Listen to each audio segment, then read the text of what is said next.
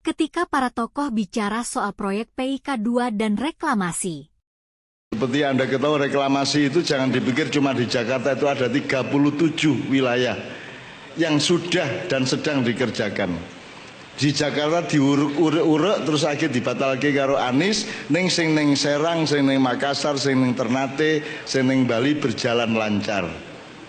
Jadi mereka akan menciptakan kota-kota besar yang penghuninya bukan orang Indonesia, tidak berbahasa Indonesia dan kaya raya di wilayah-wilayah itu, membokongi atau memantati kalian.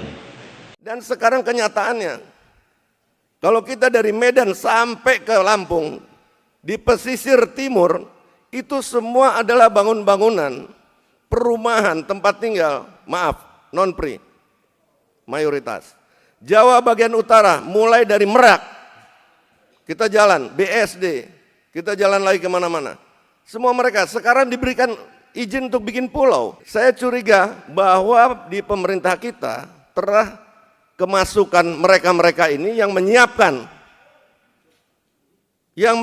satu gerakan mengembalikan komunisme, karena kita ingat tahun 65 itu bukan komunis Rusia. Berarti PIK2 dibatalkan dari PSN atau gimana, Pak? PIK2 tidak pernah menjadi masuk. PSN. Yang menjadi PSN adalah ekoturism, Eco-Park ya.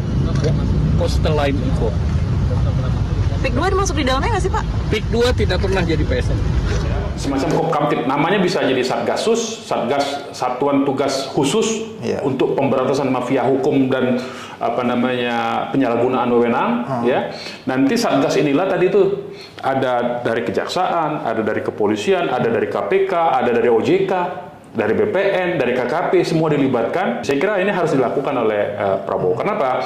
Karena ini bukan semata-mata karena ada persoalan dengan rakyat, tapi ini menyangkut kedaulatan negara. Kenapa tadi saya singgung ya? Ini kan kita tahu, tadi saya sebut ada 34 titik pesisir pantai. Tidak hanya PIK ya, termasuk Rempang segala macam yang di Manado, yang di Bali ya. Itu semua direncanakan untuk dibuat koloni, dan itu warga negara asing yang diundang.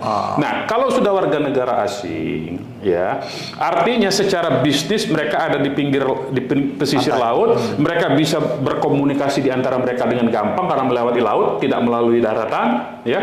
Kemudian ada pangkalan militer Republik Rakyat Cina di Natuna Utara yang bisa menyuplai mereka, tinggal ngirim orangnya. Bagi Republik Rakyat Cina yang jumlah penduduknya 1,5 miliar, mengirim 200 juta orang itu kecil. Kecil 200 juta orang tuh. Dia masih punya 1,3 miliar. 200 juta kirim sudah imbang dengan penduduk ini. Dengan tentara Indonesia aja cuma jumlahnya 600.000. Polisi cuma 1.200.000, kirim 200 juta, selesai Indonesia.